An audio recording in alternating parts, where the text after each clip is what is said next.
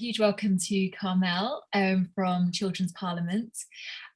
Carmel manages the Unfitted movement, through which there's more than 1,000 people have pledged to champion children's human rights since 2017. Is that right, Carmel, when it was launched?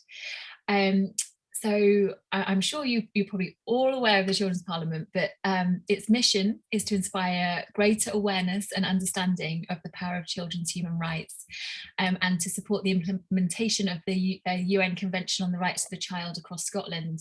And I know it was a huge moment for the team when on the 16th of March, the UN Convention on the Rights of the Child was actually incorporated into Scottish law, which was a huge achievement. So many congratulations on that. It's brilliant. It's also the Children's Parliament's 25th birthday. Is that right? Yes. Massive, yeah. And it's the year of childhood as well. So many happy returns. I know there's lots of parties been going on. I downloaded the online party pack for my children. Yeah, some great resources on their website, so definitely do check those out. So Carmel is going to talk for around 45 minutes or so, and we will have time for questions, but also if any questions occur to you as we're going on through the talk, please feel free to add them into the chat box, and we'll make sure to cover all of that as well after the talk. So yeah, so over to you, Carmel. Thank you. I'm going to attempt to share my screen now. I'm going to do a presentation. It's quite an interactive presentation, so let me see if this works. We'd really like your involvement. So we're going to be using something called Mentimeter. So if you can, you'll need a second screen if that's possible. You can either use your mobile phone. I think that's the easiest way to do this, or you can use second screen on your laptop if you're using a laptop. And what we need you to do is go to menti.com, and just when menti.com the page loads, you can add the code that's at the top of the screen. And once you've done that, if you can click on the heart, we'll know that you're in. And if you have any problems, let us know, but just don't panic, because as Kirsty said, you can interact via the chat as well. So I'll give you all a moment to do that.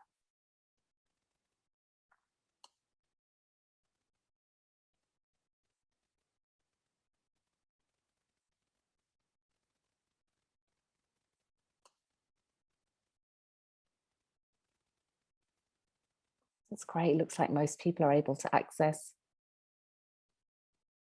So as Kirsty said, I'm Carmel. I'm from the Children's Parliament. I'm the Unfitted project lead, and I'm going to be doing a brief presentation and hopefully having a conversation with you about being unfit in the year of childhood.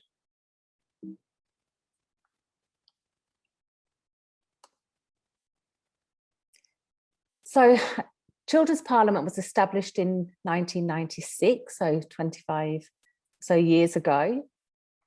It's considered a centre of excellence, and particularly focuses on working with young children, so children under 14, and we really encourage children's participation in different projects.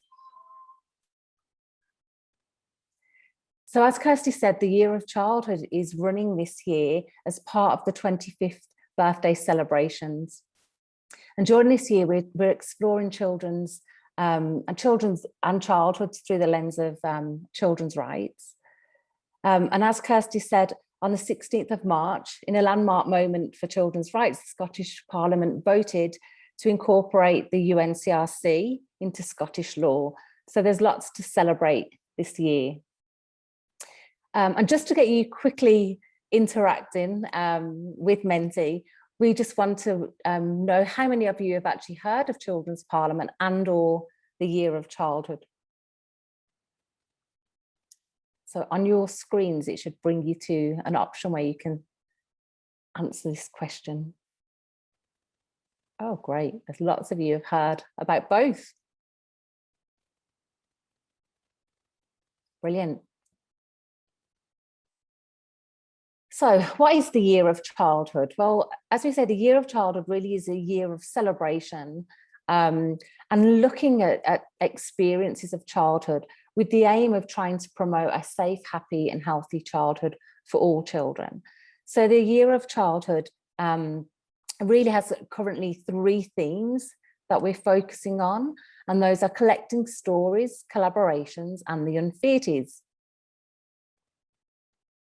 We're currently collecting stories from different people and sharing them on our website and through social media, really to start conversations. And the aim is to bring all the stories together and produce a book at the end of the year. And the second theme that we're focusing on is developing collaboration. So again, as Kirsty said, there was a Pass the Party, was a collaboration with many different organisations. The children from different schools, nurseries, different settings shared bunting, and there's an example on the screen of one of those. And these will be turned into decorations that are going to be displayed in Parliament in November, which is really exciting. We're having various sector webinars. We've held a community learning development seminar. We're currently planning, I think the next one is a creative arts seminar, which is again is a conversation with people from different sectors and fields about children's rights and their field. We're also holding a summer conversation series based on different themes. So we've had an in conversation with our director and other people on the theme of love.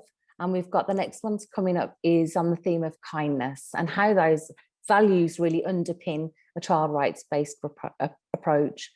We're also working with Fathers Network to collaborate on a summer family adventure. So we're working with lots of different organisations to really try and encourage people to embed a child rights approach and work together to reach as many people as possible.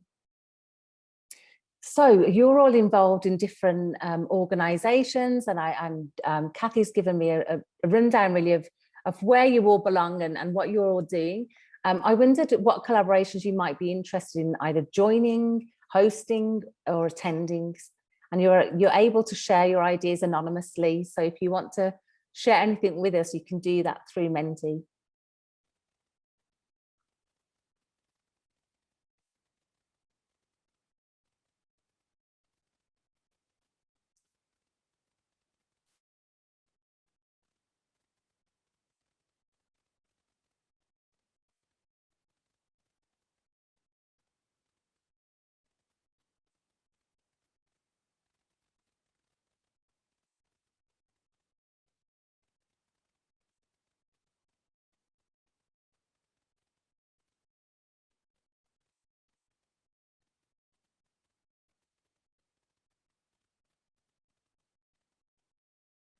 That's great.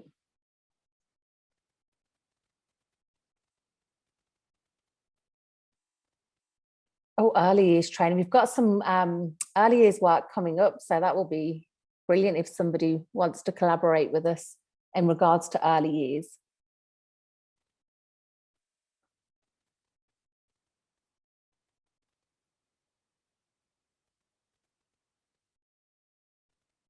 That's brilliant. As we work through the presentation, more ideas might come up, and the work that we're doing will give you more of an outline of what collaborations we've got planned for the future, and maybe we'll be able to adapt them to your ideas. So the third theme of a year of childhood is the Unfitted revival. So the Unfitted started in 2017, and as Kirsty said, there's over 1,000 people now from different backgrounds and places who have joined the movement. And the aim is really to make a difference in lives of children and speak up for and stand alongside the children. And really excitingly, we have Makiko Otari, who is the new chair of the UN Committee on the Rights of the Child, and she's actually an Unfitted too. So we have quite famous Unfitted, but our key audience for Unfitted is actually everybody. We've developed a code as part of the revival. So we've always had a code for Unfitted, but what we thought we would do is really refresh it. So this is our current code that's been shared with children, and the children have helped us to prioritize really the values and the ideas that stand behind the Unfitted Code. So Unfitted help children to be happy, healthy and safe. We listen to children, we model and live the values of trust, kindness, empathy and respect for human dignity in everyday life. Really importantly, we see children as capable and valued members of their communities, and we create space for children to share ideas. A key part of our work is promoting greater awareness and understanding of children's rights, challenging infringements, contributing to an atmosphere of love, understanding and happiness, and really importantly, standing together with children to campaign for change and support their calls to action. So this is what we imagine an Unfitted to be. And we've also, this is new, so the code was a refreshed code, but the Unfitted Manifesto is actually new. And the reason for choosing a manifesto rather than perhaps a vision is to really create action and change. And we thought a manifesto would inspire people to really do something to make a difference. So the manifesto outlines our beliefs and what we're trying to achieve. So we all believe that children have human rights. We believe that children should grow in an atmosphere of happiness, love and understanding. We really believe that rights-based relationships are very, very important. And we also believe that everyday behaviours make a difference. So this is why we want as many people to be Unfitted as possible, because our day-to-day interactions and decision-making affects children. We also believe that a movement can make changes. So as Kirsty said earlier, the Children's Parliament have had a great influence on getting the UNCRC incorporated into domestic law, along with other organisations, but we really do believe that we can make changes together. We want the Unfitted movement to be empowering. We want it to be inclusive and encourage as many people to join in, and we want it to be inspiring. So to inspire each other in making rights a reality in Scotland and actually beyond. So Kathy kindly shared a story from the Fathers Network, which really does shine a light on the already huge number of amazing Unfitted and father figures that are already out there. They may not call themselves Unfitted, but as you can see in Kathy's story, their actions and their beliefs and what they want to happen, actually, we could consider them to be Unfitted already. So as Kathy says, more dads than ever want to become Unfitted and share responsibilities for bringing up their children. They're asking to be more involved in their children's lives, from birth, in nurseries and schools. And they really want to spend quality time with their families, playing and learning together. So somebody mentioned in the previous question that case studies are really, really important to inspire each other about how we become child rights-based organisations or Unfitted, so people that live a child rights-based approach just in everyday life. And as you can see, there's many, many people that are already doing an amazing job, and we just want to capture that and pass it on. So just a quick survey to get you interacting with us. Based on what you know so far, would you consider yourself to be an Unfitted?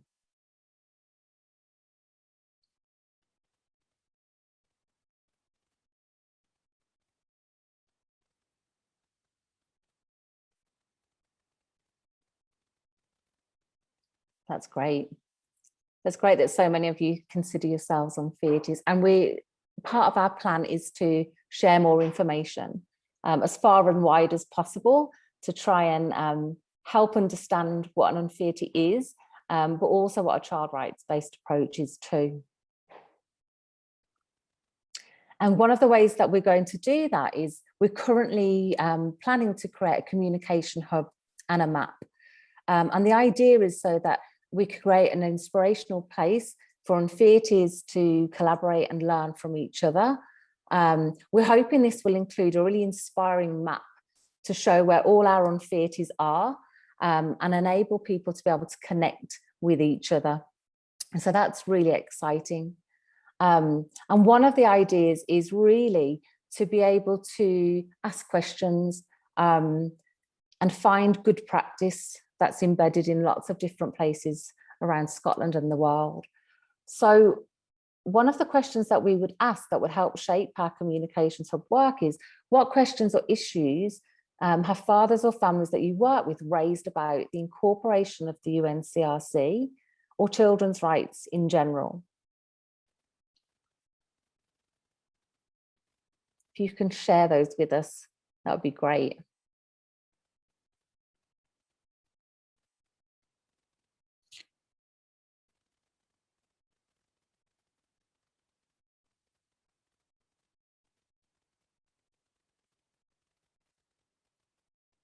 Again, your answers are anonymous, so if you want to share anything, you're absolutely free to do so.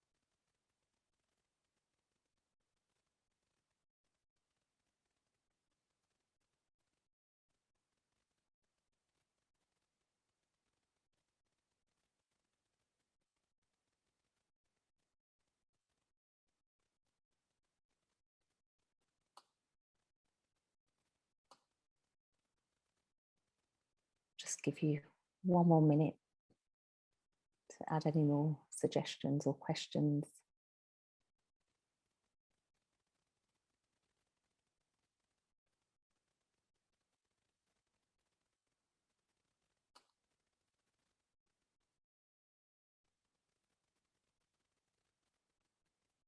So there's some issues about lack of understanding or lack of awareness or knowledge about rights in general. And that's really what the Unfitted aims to do, is to try and share information about what children's rights are, what they mean, and how beneficial they are. Thank you for your questions and issues. I think, again, throughout the presentation, maybe at the end, we can talk about some of these in a bit more depth if needed. We sent out this question as prior to the event, and actually the fear about the interface with parents and rights is actually a very common fear, and it was mentioned in the feedback that we got before the event. So one of the suggestions about reducing parental fears, especially between the conflict between parent rights and children's rights, or the worry about disciplining children or children becoming too entitled, is very common. And there are ways that we can help reduce parental fears, mostly through training and through conversations and talking about children's rights in a positive way and clarifying myths and misconceptions. So children should grow up in a family environment in an atmosphere of happiness, love, and understanding. That's in the preamble to the United Nations Conventions on the Rights of the Child. So the convention really does acknowledge the value and importance of family for children. Article 18 suggests that both parents share responsibility for bringing up their child. Article 29 focuses on education, and education should develop respect for parents, and that's the wording from the convention. That's not my words. And Article 3, which is an overarching principle as well, is that the best interests of the child should be a primary consideration. So by sharing broader aims of children's rights and various articles, I think we can help reduce those fears that you've raised and parents have raised, because the convention definitely doesn't set children up against parents. It values parents and families. And I think if we can explain that to parents, it's quite reassuring. So I'm going to share a short video with you now. At Children's Parliament, we regularly seek children's ideas and hope that these can influence change. We have collected children's calls to action in various ways. As adults, we are responsible for making children's rights a reality. So we are going to be asking Unfitted to respond to children's calls to action. One of the key issues that children have raised in the last 25 years of Children's Parliament work is about climate change. What I'd like you to do when you're watching this video is to notice the children's calls to action that might link with your work. And what we're going to do then is ask people to respond and maybe try to do a small action that helps make these children's calls to action come alive and become real.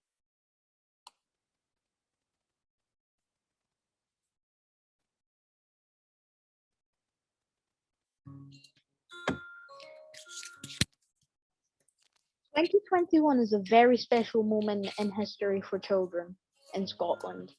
It's the year that makes children's human rights the law.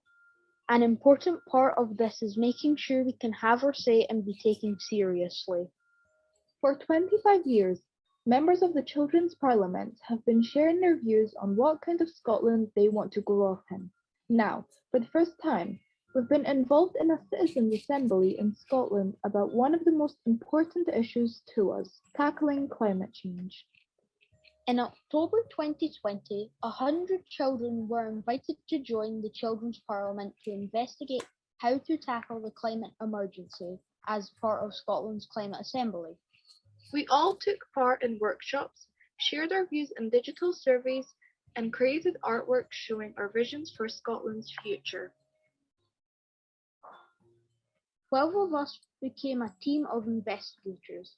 We've been working together remotely to learn more about the climate emergency with the help of Children's Parliament team and climate emergency experts. Each month, we got missions in the post to explore solutions for us here in Scotland. We then met up on weekly Zoom calls as a team. We learned a lot and came up with lots of great ideas. We also became really good friends and laughed and danced a lot. After 5 months of working together and hearing from the wider group of 100 children, we are ready to share what we think needs to happen in Scotland to tackle the climate emergency. We put all the ideas to votes, so these are our most popular calls to action. First, we need to change how we eat and where we get our food from. We all need to have a better education about environmentally friendly diets and how to reduce food waste. We need to see much more food made and sold locally in Scotland. This means helping environmentally friendly Scottish businesses, farmers and butchers. We need to see more plant-based, animal-free options in places where children and adults learn and work. We need to make fresh organic fruit and vegetables more affordable and prices of processed imported food more expensive. We need all foods to have labels telling us where it was made and what impact it has on the environment.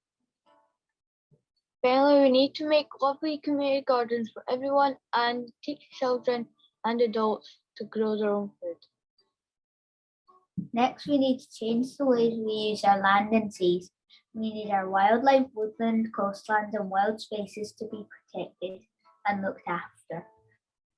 We need to stop building on green spaces and create nature parks and traffic-free places where we can play and have fun.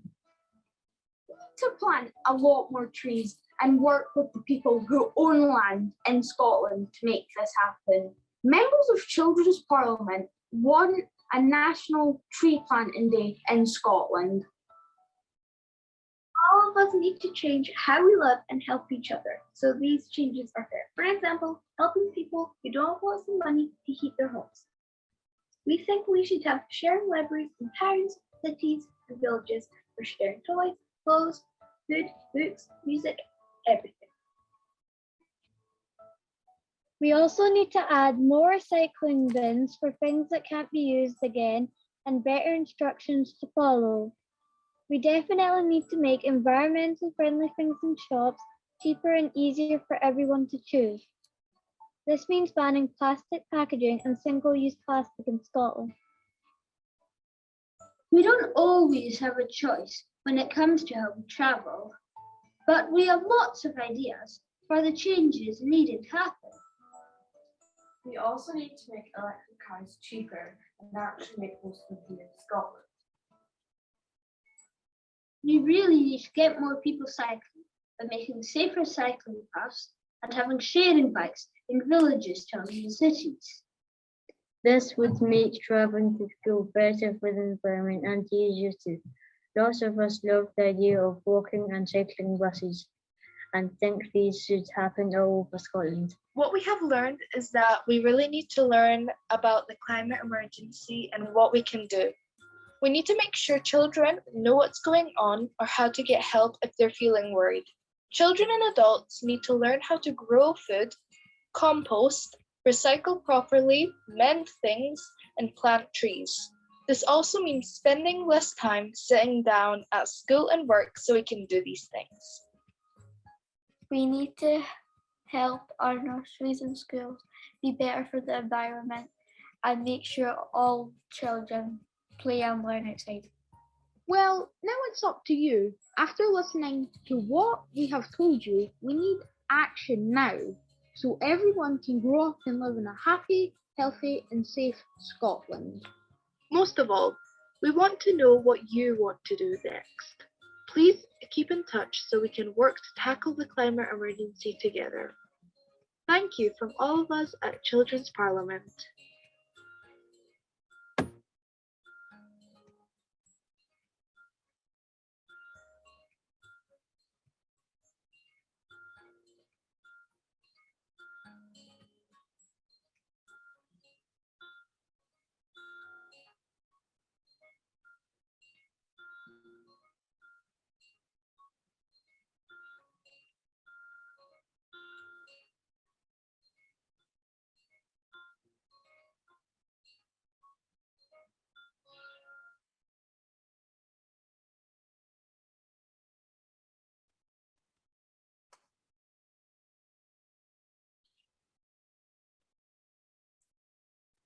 So I hope you enjoyed that. I left the video running a little bit just so you could see, although it was a small group involved in some of the investigation, a lot more children were involved and a lot more children's ideas were collected. And that's really important to get as many of the children involved as possible across Scotland.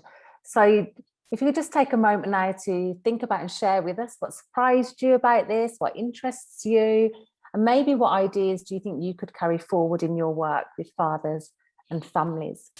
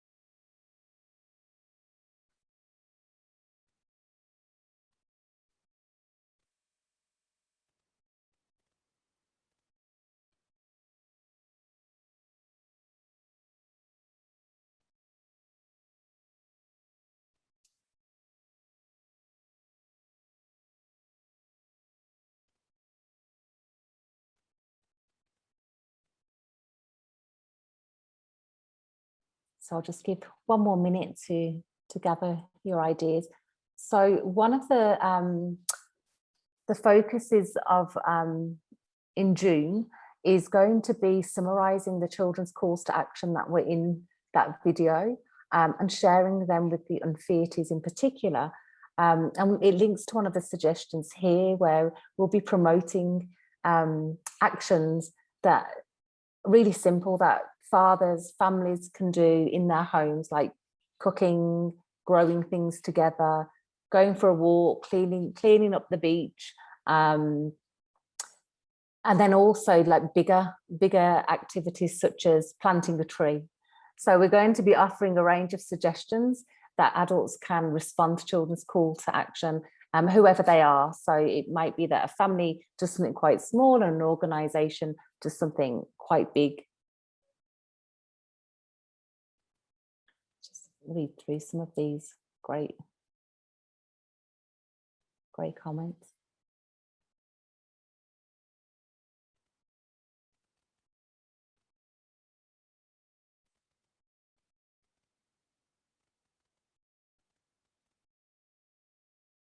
Yeah, it's a great idea to do work with parents and children together.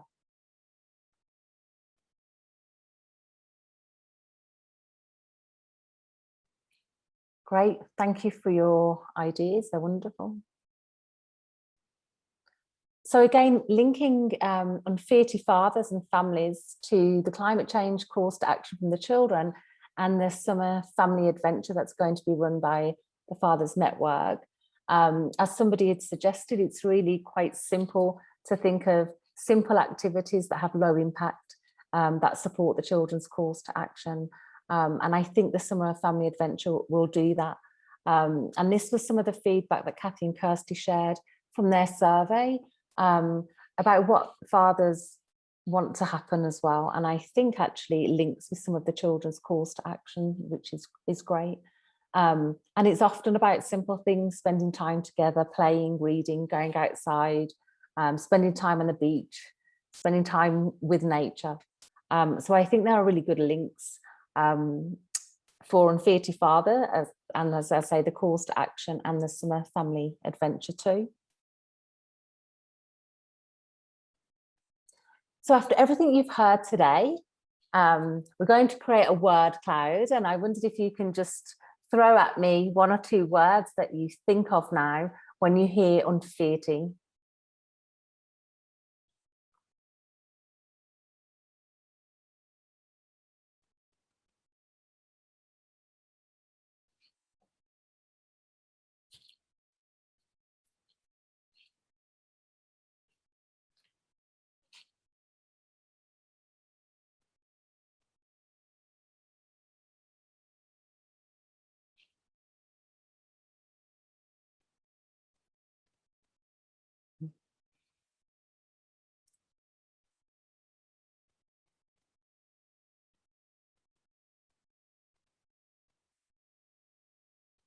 That's brilliant. So that again, just to reiterate, I guess, that Unfitted can be people who work with children directly, but it can also be people who choose to sign up and join the movement for personal reasons. So family members, fathers, siblings, aunts, grandparents.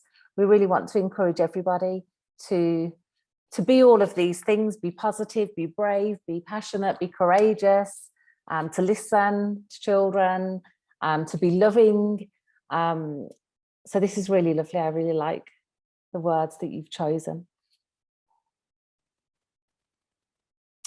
So again, just to stress that all our work at Children's Parliament is underpinned by children's rights, and we call that a child rights-based approach. Now, as you're working within organisations, the question has been asked about whether you would consider embedding a child rights approach to your work.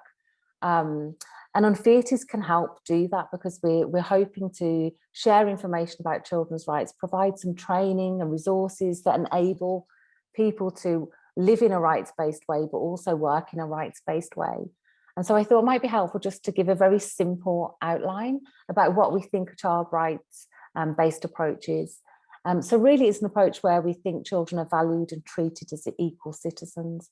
We want children to know their rights and know what to do if they have been breached. We want to make sure children's voices are heard and included in decision making. and generally promote children's human rights and protect them. So I think we asked this question in a survey too, and this will be really helpful just for you to take your ideas forward and see if I might not be able to answer all the questions today, but if there are any questions or concerns about embedding a children's human rights approach in your organisation, please share them, because it will help shape some of our future guidance and resources that we can produce, or webinars or training that we can offer. This is the last question. Carmel, there are actually a few questions in the chat box which I was going to go through as well, great. so we can add that on to the onto the end if you like. Yeah, perfect. I'm making a note of all the questions so that we can go back to those. Okay. If people have asked all their questions in the chat box, we can move on from this. So I'll just give a minute or two to see if anybody has any others.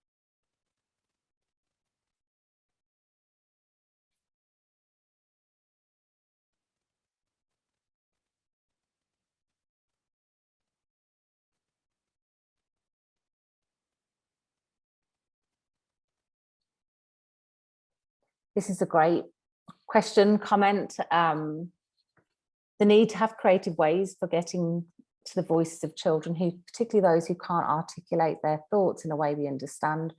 So very often our youngest children that we work with who are non-verbal or not yet expressing their views through language, it is more difficult for us as adults to understand children's views and try and get their ideas.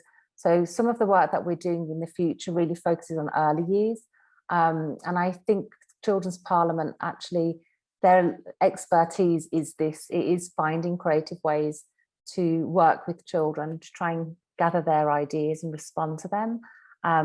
But they are going to focus on early years to really consider the youngest children, which is really exciting, because it is difficult, and children who have communication challenges as well.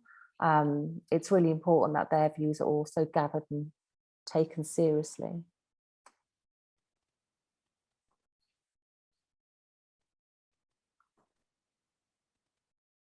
This is a great suggestion, how to get started, small changes that can be made easily, because children's rights is holistic. It covers so many different areas. I'm sure it is overwhelming. Hopefully the code and the manifesto for the Unfitted really helps to make those small changes. It's about our everyday behaviours and attitudes.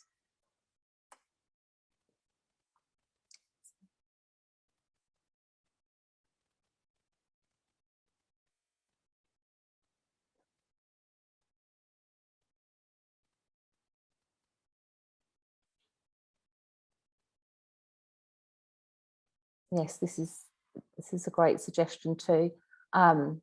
There's definitely links with the promise, and there's some child-friendly resources available that help children to raise concerns or feedback if some decisions are not made in their best interest. So we can I can find those links. At the end of the presentation, I'm going to send a list of resources to Kirsty that maybe she can share out. So I'll try and include some that answer these questions, if that's okay.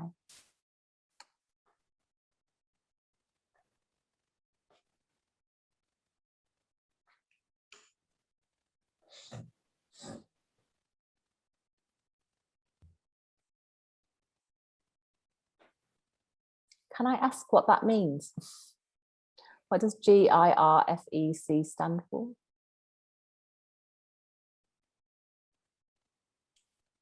It's GIRFIC. It's getting it right for every child. Yeah, you've probably heard of it like that. Yeah.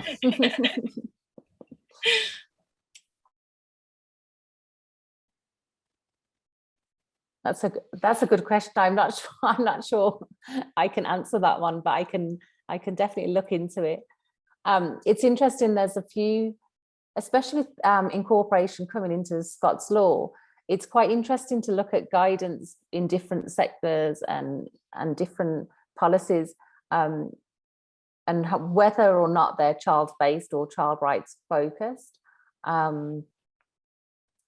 I think that's a really important piece of work, and I think during the next year or so, more guidance will come out about making sure policies and documents and practice and guidance is more child rights focused.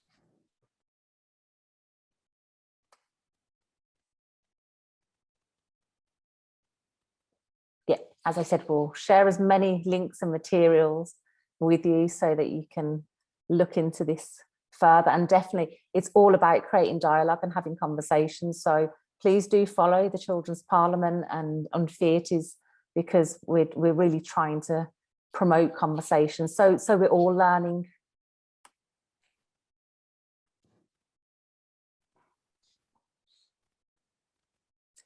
That's a great challenge.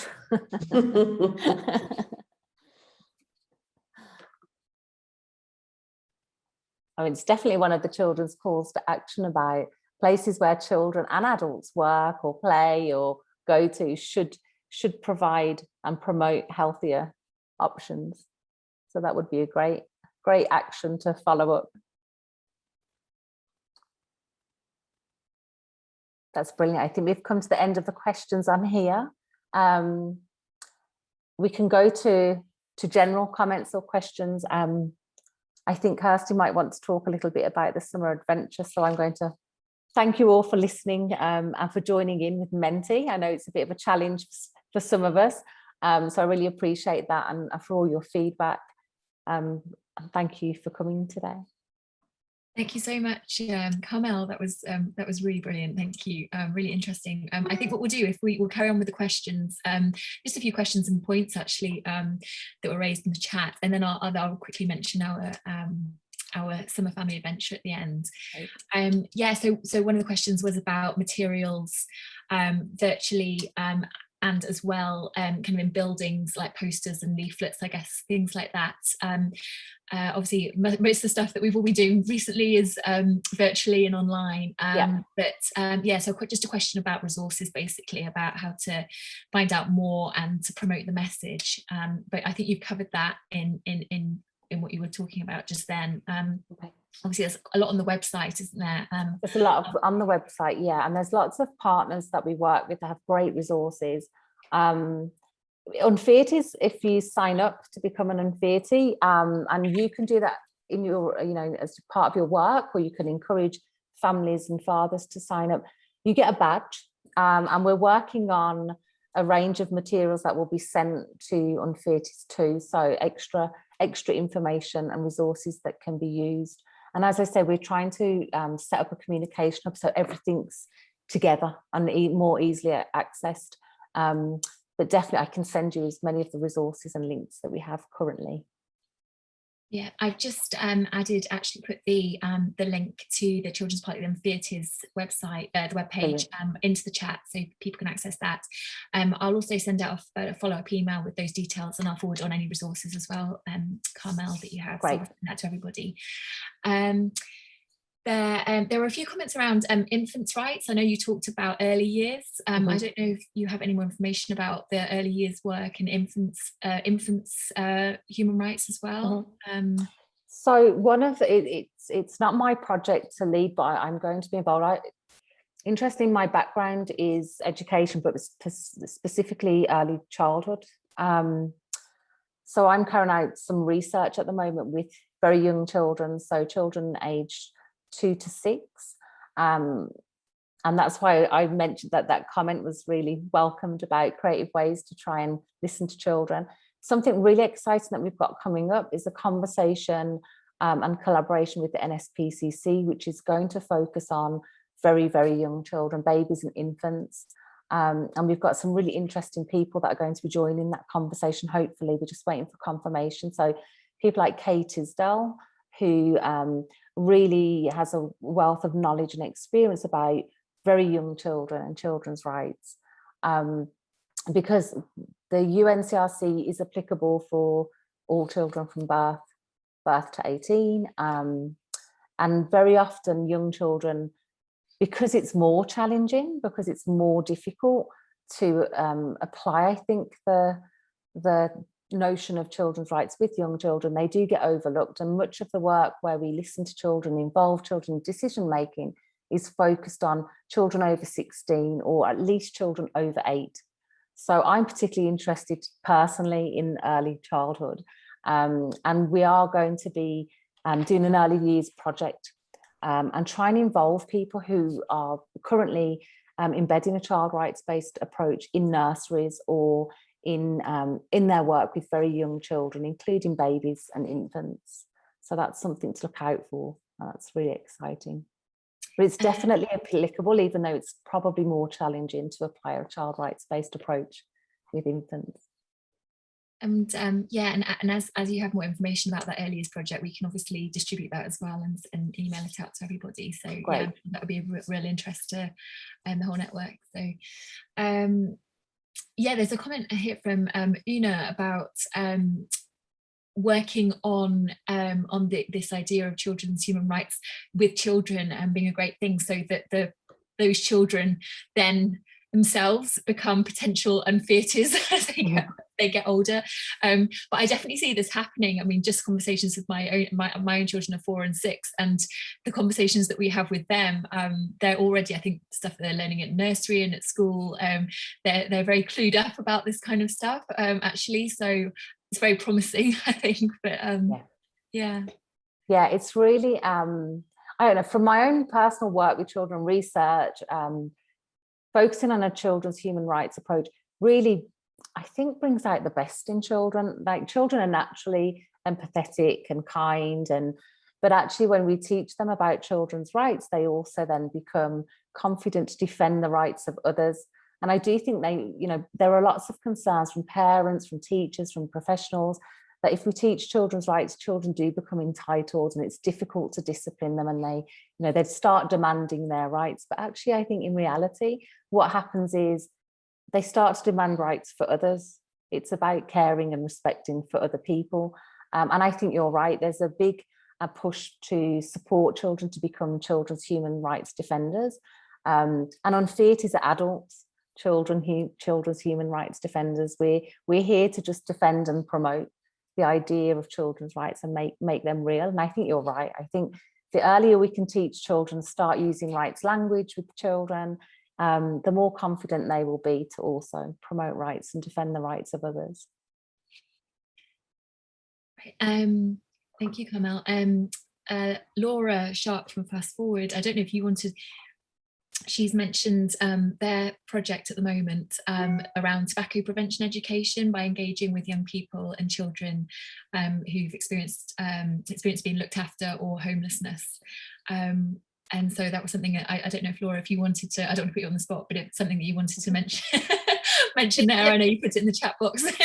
No, I'm happy to jump in. We have been given funding from NHS Lothian in regards to engaging with children and young people who are looked after or affected by homelessness, because again, in terms of that reaching the young people, they're more likely to take up smoking. There was research done from the lines between following the research, our project is going to take forward the recommendations. So there's 3 strands to the project. Choose It is where we would engage with children and young people to raise their awareness of tobacco, taking a harm reduction approach, so giving them the right information for them then to take forward a project and produce an end product, so a banner or a short video and things that we can use with other young people.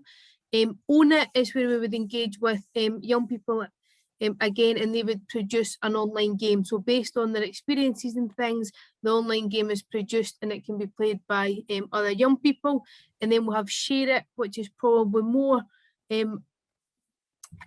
going towards what we've discussed today in terms of good conversation. So we're looking to be working with parents and carers, practitioners, where we would raise awareness of tobacco prevention, education, and bringing in the young people's voices. So this is how I want you to speak to me, where they would produce like a top 10 tips or a short video clip to then help other parents and guardians engage with young people. It's about, obviously, we know the basics of maybe doing it over dinner and being calm or when you're out driving and things, but it's quite interesting to hear the young people's views based on their experiences. Don't be comparing me to maybe the mother figure who has had a negative impact, or the father that is, if it is shared parenting and things, then if mum and dad have separated, you've got that they don't potentially get on, and the kid then is caught up in the middle and things. So it's probably Share It that would be more interested to people, because it is NHS Lothian funded. We are working across Edinburgh and the 4 Lothians, but again, there could be opportunities to be involved in other projects. We do have a colleague who does Ask Dad work, so he works with dads particularly, more so because there's a lot of young mum groups and things, and the dads tend to get forgotten about. So he's working with dads at the minute, and we'll be working with his group of dads on that. So it's just in case there is opportunities for partnering up with people and things. Happy for people to email. We can do presentations at team meetings and things, but just to raise awareness from what we've heard, how our new project could potentially fit. That sounds brilliant. That sounds really good. Yeah, Laura, I don't know if you want to put a link to the project into the chat box. That would probably be quite useful, so people can go and have a look. Yeah, thank you. Just another comment here asking if Children's Parliament is linked to the Bite Back campaign. So that was launched back in 2019, led by young people and children to make sure that everyone growing up in the UK has equal access to good food and good health. So I don't know if there's a potential collaboration there. I'm quite new to Children's Parliament. I started in March, so I'm just coming to terms with the amount of work and projects. I'm discovering new ones every day that I didn't realise were there. So there's an amazing collection of projects and work that has been done with the children. So I don't know if there's existing links, but we'd definitely be happy to create links and start collaborating. That sounds like really, really helpful. Yeah. And there was another comment here around grandfathers are really important. And I think something as an organisation, Fathers Network Scotland, when we talk about dads, we also talk about father figures as being very important, and they could be uncles, older brothers, step parents, teachers, youth workers, and seeing the value that they can offer is really important. So yeah, so that's another point that was raised. I'm very conscious of the time. I was just wondering if anybody has any other comments or questions that they would like to add. No? Okay, thank you all so much. I'm just going to keep you hopefully for one more minute, just to talk very briefly about the summer family adventure. It's something that we are, Fathers Network Scotland, are working on in collaboration with Children's Parliament and also Scottish Book Trust as well. So basically we're working with the Read, Write, Count books that and the BookBug books that children are given. And we're basically running a whole list of activities that parents can do with their kids over the summer holidays around those books, inspiring family outdoor learning, outdoor reading, playing. So for each week of the summer holiday, we're going to have a theme. So that's going to be relevant to early years. So right from using the baby books that children are given, right up to kind of end of primary school age. And the themes are going to be space, animals and wildlife, under the sea, fairy tales, an imaginary train journey, feelings and emotions. So I will be obviously be sharing all those resources with you. If you would like to know more about that now, please feel free to email me. I will put my contact details into the chat box. But that's going to be kind of a digital resource that we will be able to share with you to give to families throughout the summer holiday. The only other thing to ask is, if we will be so grateful if you wouldn't mind just taking just a minute or so just to complete our evaluation. It's a very quick process. The link is in the chat box. I don't know if Kathy, if you can add it again so that it's the, the bottom link, because we've had lots of chats. There we go, Kathy's just added it. Be really grateful if you could just fill that in. It really helps us. So thank you so much, Carmel. I think we'll all agree that was really, really enlightening, really, and also, yeah, filled with enthusiasm now for this. So thank you ever so much. And thank you to you all for joining. Brilliant, thank you. Thank you for having me, Kirsty. It's nice to meet everybody, and brilliant ideas, and hopefully we can collaborate and work together in the future. Yeah, I will share all the resources with you via email, and also Carmel, perhaps I could pass on your details as well if there are any other potential collaborations and things like that. So yeah, of course.